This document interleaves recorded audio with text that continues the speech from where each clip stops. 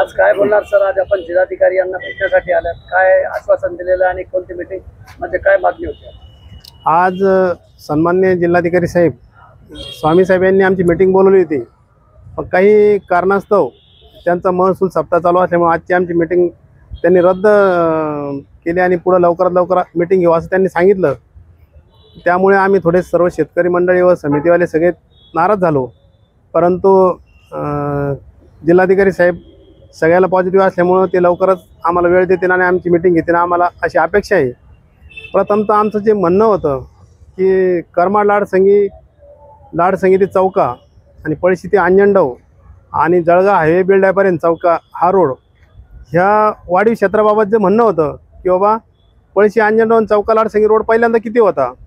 प्रथमतः आम्ही जिल्हा परिषदच्या कार्यकारी अभियंता व डेप्युटी इंजिनियर उत्तम पवार साहेब यांचा धन्यवाद व्यक्त करण, कारण त्यांनी जे 84ला हस्तांतरण झालं रस्त्याचं त्यावेळेस 9 मीटरचा तो रस्ता होता। 9 मीटरचा रस्ता आला, त्याच्यानंतर पुढचा रस्ता हा 82नं डेव्हलप केला, त्याच्यामुळं क्लिअर कट स्टेट हायवे झाल्यानंतर तो 9 मीटर मायनस केला, तर 21 मीटरचं पेमेंट त्यांनी शेतकऱ्याला दिलं पाहिजे। हे प्रथमतः आज एक आमचं आंदोलनाचं ते यश म्हणावं लागेल की आम्हाला आज पहिला पुरावा भेटला, तो सर्वांच्या एकजुटीमुळे भेटला, त्यात काही शंका नाही। दुसरी गोष्ट, सरकार जेव्हा स्टेट हायवे करतं किंवा नॅशनल हायवे करतं त्यावेळेस डायरेक्ट डिक्लेअर करतं, पण करत असताना त्याची डायरेक्ट स्टेट हायवे केला का 30 मीटर करते, नॅशनल हायवे केला का 60 मीटर करता, पण परंतु करत असताना रोड करत असताना संपादनाची प्रक्रिया पूर्ण अवलंबली पाहिजे।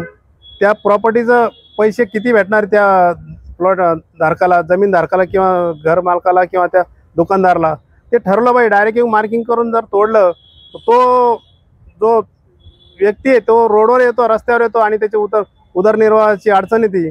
त्याच्यामुळे शासनाचं धोरण हे पूर्णपणे चुकीचं आहे। आणि दुसरी एक माहिती आमची की सन्माननीय कलेक्टर साहेबांनी जी मागच्या मीटिंगमध्ये विषय घेतला होता की चौक्यापासून लाडसंगीला जात असताना रोडला गाव येते, मोरेरा येतं, खामखेडा येतं, डोनवाडा येतं, अंजनगाव येतं। अंजनगाव आलं का आम्हाला जायला मध्ये पूल लागतो, तो पूल आणि रस्ता म्हणजे 500 मीटर ते 2 किलोमीटरपर्यंत करण्यात यावं असं सूचना सन्माननीय कलेक्टर साहेबांनी दिला होता।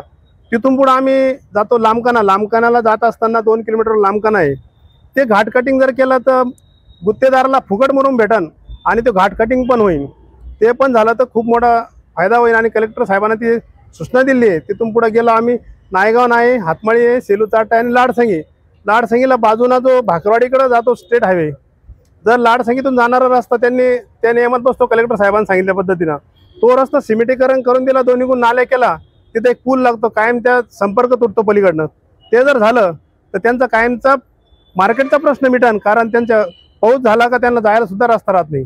त्याच्यामुळं सन्माननीय कलेक्टर साहेब लवकरच मीटिंग घेऊन आमचे प्रश्न मार्गी लावतील असं आम्हाला आशा आहे। त्यांचे आम्ही पत्राची वाट पाहतोय, आम्हाला आज ते सांगणार आहे की मीटिंग कधी घेणार आहे, पुढील दिवशी आम्ही लवकरच ठरवू। सर आपलं नाव? मी मनोज शेजू, किसान समितीचा मी अध्यक्ष आहे। मी गजानन बाबूराव वागलावळे, मुक्काम पोस्ट चौका, तालुका जिल्हा छत्रपती संभाजीनगर। आम्ही चौका गावातील मूळ रहिवासी आहोत आणि आमची ह्या महाराष्ट्र शासनाने जो रुंदीकरण सुरू केलेलं आहे प्राधिकरण अंतर्गत, तर आमच्या मालमत्ता त्यात बाधित होत आहेत आणि आमची सर्व गावकऱ्यांची इच्छा आहे त्या बाबा ते तुम्ही राष्ट्रीय महामार्ग केला, जो पहिले राज्य मार्ग होता आणि याच्या पहिले अगोदर 2 वेळेस आमची जागा घेतलेली आहे, रहिवासी जागा आहे, ती PR कार्ड आमच्याकडे 9 नंबर 8 आहे। आता तुम्ही ज्या नोटिसा दिल्या आम्हाला, त्या नोटिसा कोणत्या आधारावर दिल्या व आता तुमची जागा शिल्लकच नाही, तुम्ही आमची मूळ घरं पाडू नका, हीच आमची कलेक्टर साहेबांना व सर्व भूसंपदा अधिकाऱ्यांना विनंती करण्यासाठी आज इथं आलो होतो, पण काही कारणास्तव ती मीटिंग रद्द झाली। आम्हाला साहेबांनी सांगितलं पुढे तुम्हाला कळवू, पण तोपर्यंत आमचे घरावर कोणतेही आपत न येऊ, कोणतीही कारवाई न हो, ही आमची आज साहेबांकडे मागणी आहे। धन्यवाद। थोडक्यात आमचा चौक्याचा विषय राहून जाईल। नाही तो त्यांनी नाही घेतला, मी सांगतो की चौका हा महामार्ग जळगाव ते औरंगाबाद, त्याच्यामध्ये सावंगीचा जो तलाव आहे हरसूल सावंगीचा, त्याला तलावापासून ग्रामीण भाग सुरुवात होतो आणि ह्या रस्त्याचं काम तिथून आमच्याकडे सुरुवात आहे।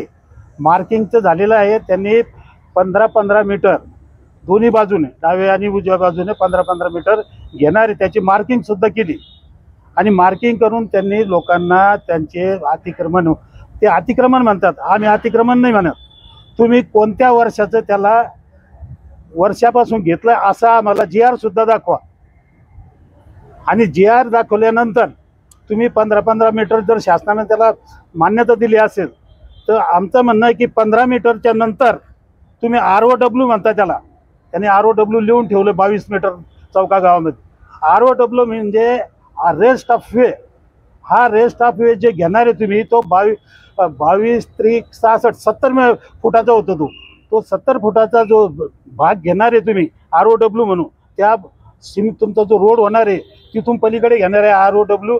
तर मग मला एक सांगा, ज्या लोकांची जागा बाधित होती त्या लोकांच्या बाबतीत काय निर्णय घेणार आहे? हां, एकच मिनिट. मी रावसाहेब ताटे, माझी सरपंच मोरेगा. या संपादन प्रक्रियामध्ये आम्ही खूप 3 महिन्यापासून प्रयत्न करत आहे.